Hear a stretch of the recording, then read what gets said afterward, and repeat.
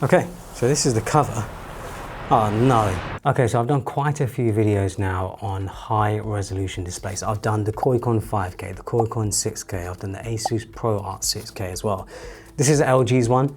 They actually announced this in January of this year, and the renders of it, well, the product images they put together looked amazing. Pretty much no bezel, super clean design, just very minimalistic. The final product though, it'll be interesting to see if it actually matches those product images, and I have a feeling it won't. So yeah, let's get into it and sort of go through what we're gonna get in here. Weirdly, the first thing I noticed is that it says U9 on it. And when I look at the product page and stuff like that, it doesn't mention U9 anywhere. So this must be the official name, the U9. Who knows? Let's get into it. It says not to use a knife. The box is quite small, thankfully, even though it is a 32-inch monitor, well, 31.5-inch monitor. Inside, we have got the stand, which actually feels very solid. This feels heavy. We have got the sort of mount for the stand and for the monitor mount itself. We have what looks like one of the biggest power bricks I've ever seen for a monitor. So clearly, they have moved all of the sort of power management for the monitor into this brick rather than in the monitor, which will hopefully keep it thinner. We do have an array of cables. We have the DisplayPort cable. We have a USB-C to USB-C cable. We also have a separate Thunderbolt 5 cable, which is nice to see. And then we also have a HDMI cable. So a lot of options there to connect all of our devices, connect to PC, game console, MacBook, just everything. Before we get the monitor out of the box, I did actually want to look at the mount. And yeah, this side, I really like it. It's silver, but this side, it's like a navy blue, a dark blue.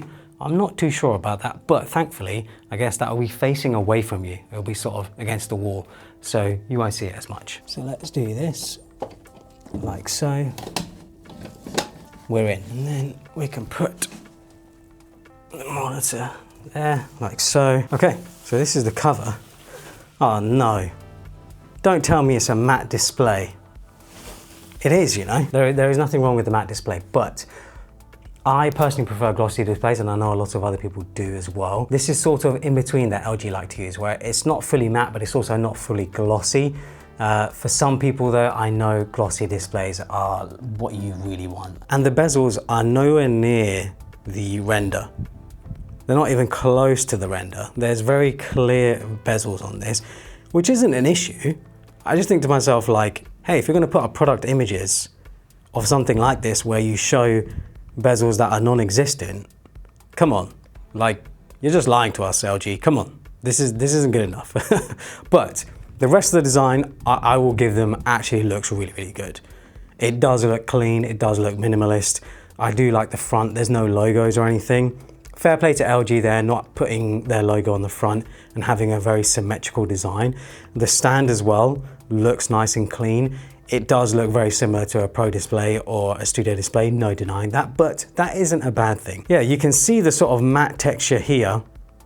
You can see how the light is reflecting off it and it's diffusing, which I think is actually very similar to their 4K 480Hz dual mode monitor, which I also have, which I like. I think it looks pretty good. Personally, you know, I still do prefer fully glossy displays, but if you're someone who doesn't like reflections and glare, this is a good in-between. Let's look at the back of this thing. So let's turn it around. It isn't light, it is quite a heavy monitor, but let's look at the back. You see, the back is really clean, apart from this blue. This is a really odd choice. I don't understand why not just leave it silver.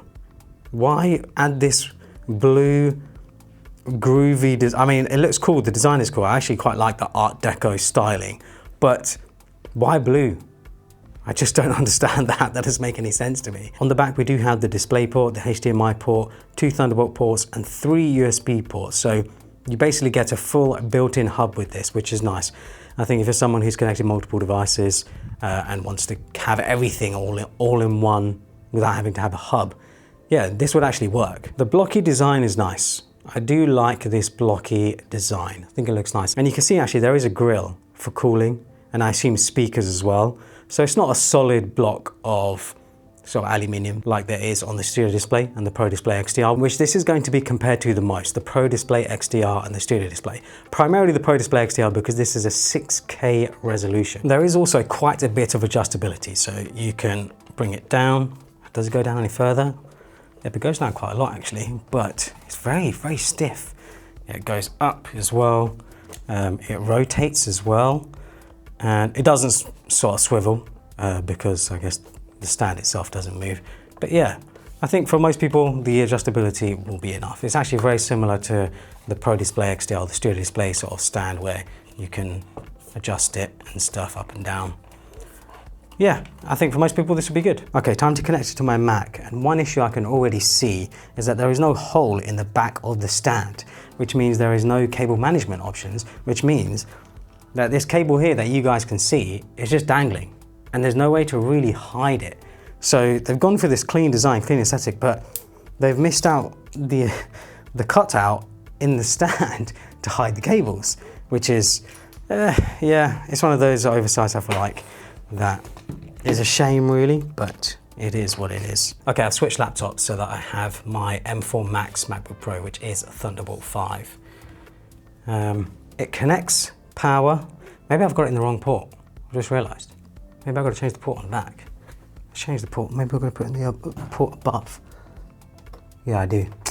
So you've got to make sure you put it in the right port, guys. Put it in the right hole, if you know what I mean. Amazing. Looks sick, looks amazing. This is an IPS panel, so it's not OLED, there's no mini LED, no local dimming zones or anything like that. And I can already tell there is a difference. I don't know if you guys can see that, but considering, you know, this is a mini LED display on my MacBook Pro, and then you have the IPS on this, you can see the blacks aren't as black as they are on this display, because the wallpaper I have on this display is an actual black background. And you can see around the bezels and stuff, you can see the distinction there. So looking at one of my own websites here, where I'm looking at the colors, I'm looking at the text, the colors to me don't look as good as they do or as accurate as they do on my MacBook or my Pro Display XDR. It's close though. The text as well, the text is super, super sharp, there's no doubt about it. But because it has that sort of matte texture on it, I can see it almost looks a bit grainy. It doesn't look sort of glossy sharp, like magazine sharp, like it should, which isn't ideal because I think to myself, if I'm paying this much for a monitor and I have pictures, text, and other elements on the screen, I want it to look incredibly sharp and not have this sort of grainy overlay. It's quite hard to go from a glossy display to a matte display like this because of this sort of grainy overlay there is. But like I said, matte displays are not a bad thing.